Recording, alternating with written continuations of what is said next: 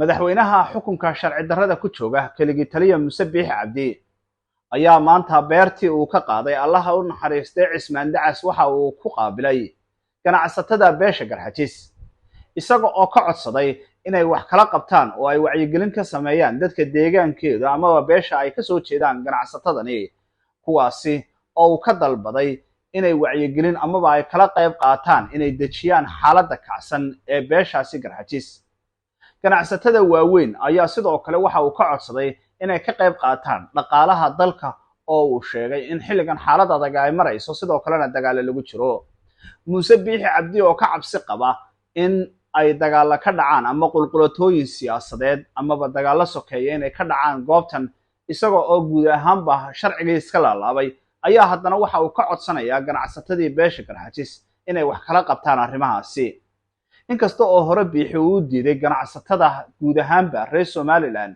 codsi ama talooyin ay u soo jeediyeen oo ay kamid ahay doorashooyinka haddana dhawaan waxa uu ku eedeeyay madax dhaqameedka iyo sidoo kale culimada dalka inay ka gaabiyeen shaqooyinka ah inay wacyigelin sameeyaan oo ay dejiyaan xaaladaha kacsan Muuse Biixi Cabdi waxa uu doonayaa si sharci darro ah inuu ku qabto doorashada ururada taasi oo ah mid sharci darro ah oo aan guud ahaanba aan Somaliland ka dhici karin xaalado jira darteed halka xisbiyada mucaaradka oo hogaaminaya 80% ay doonayaan in shacabka Somaliland ay galaan doorashada madaxtooyada oo dastuuriya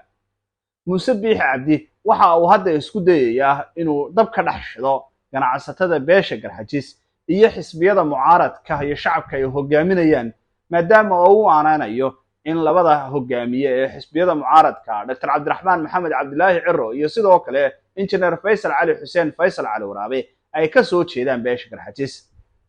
waxyaabaha kulankaasi lagaga hadlay ee markaasi xogta aanu ka hayno waxa kamid ah inuu ka codsaday inay la hadlaan musharaxiinta Cabdiraxmaan Ciro iyo sidoo kale Faysal Cali Waraabe oo ay xaaladda ku soo dabaalaan oo ay aqbalsiiyaan in doorashada ururada la qabto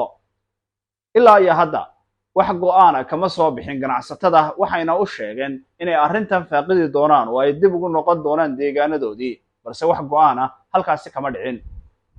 Muuse Biixi Cabdi inta badan caan waxa uu ku yahay inuu madaxiisa hoos geeyo xilliyada uu doonayo ama badana gaar ah uu leeyahay waxaan daawadayaal kula wadaagi doonaa magacyada ganacsatada kula kulmay beertii uu Cismaan Dacas ka qaaday ee ka soo jeeda beesha Garxajis ee maanta uu qaabilay Muuse Biixi Cabdi waxa kamid ah Cabdikariin Maxamed Iid oo ah maareeyaha shirkadda caalamiga ah ee Telesom Khadar Ambassador mulkiilaha Hotel Ambassador Cismaan Kaahin mulkiilaha Kah Business Cabdikariin Muruqliqe oo ah mulkiilaha IB Banki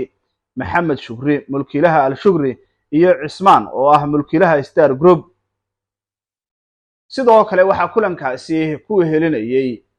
maareeyaha wakaaladda biyaha Hargeysa Maxamed Cali Daarood oo ka soo jeeda jifada madaxweynaha sidoo kalena qayb ka ahaa in kulankaasi ganacsatada la qaban qaabiyo ilaa iyo hadda daawadayaal waxa laga warsugi doonaa xaaladda ama go'aanka ay gaaraan ganacsatada beesha Garxajis maadaama xilligani lagu jiro xaalada xasaasi ah Somaliland si weyn looga sugayo in doorasho madaxtooyo ay dalka ka dhacdo haddii kalena deegaanada ay ganacsatadani ka soo jeeda ay go'aansadeen